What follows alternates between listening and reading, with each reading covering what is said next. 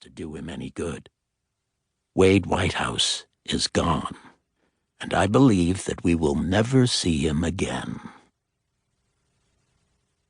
Everything of importance, that is, everything that gives rise to the telling of this story, occurred during a single deer hunting season in a small town, a village located in a dark forested valley in upstate New Hampshire, where Wade was born and raised, and so was I, and where most of the Whitehouse family has lived for 5 generations.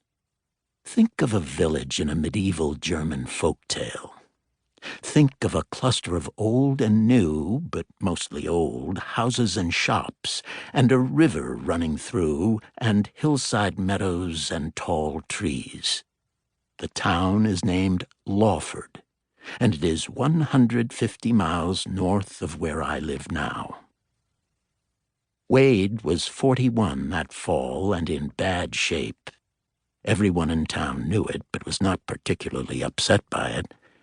In a village, you see people's crises come and go, and you learn to wait them out. Most people do not change, especially seen from up close. They just grow more elaborate. Consequently, everyone who knew Wade was waiting out his gloom, his heavy drinking, his dumb belligerence. His crisis was his character in sharp relief. Even I, down south in the suburbs of Boston, was waiting him out. It was easy for me. I am 10 years younger than Wade, and I abandoned the family and the town of Lawford when I graduated high school. Escaped from them, actually, though it sometimes feels like abandoned. I went to college, the first in the family to do that, and became a high school teacher and a man of meticulous routine. For many years, I regarded Wade as a gloomy, alcoholic, and stupidly belligerent man like our father. But now he had gotten into his 40s without killing himself or anyone else, and I expected that he would, like our father, get into his 50s, 60s, and maybe 70s the same way, so I did not worry about Wade.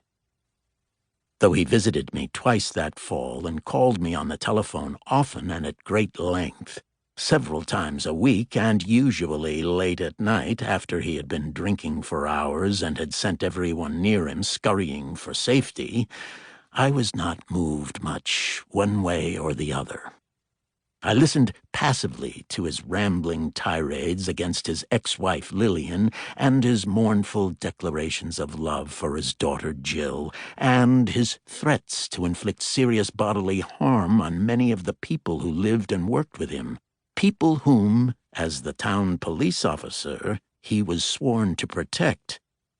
Preoccupied with the details of my own life, I listened to him as if he were a boring soap opera on TV, and I was too busy or distracted by the details of my own life to get up and change the channel. It would pass, I felt, with the pain of his divorce from Lillian and of her remarriage and departure from town with Jill in tow. 6 more months, I felt, would do it. That would put him 3 full years beyond the divorce, 2 years beyond Lillian's move south to Concord, and well into springtime. Snowmelt running off the hills, the lakes breaking free of ice, daylight lingering into evening. Maybe he will fall in love with someone else, I thought. There was a woman, he said, he slept with now and again, a local woman named Margie Fogg, and for the most part he spoke fondly of her. If nothing else, I thought, Jill will eventually grow up. Children often force parents to grow up by first growing up themselves. Though I am childless and unmarried, I know this. Then one night something changed, and from then on my relation to Wade's story was different from what it had been before, since childhood.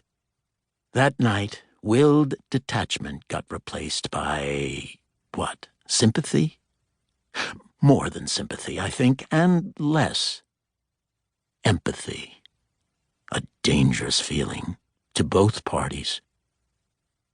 I mark it by the change I heard in Wade's tone of voice during a phone call he made to me a night or 2 after Halloween. It may have been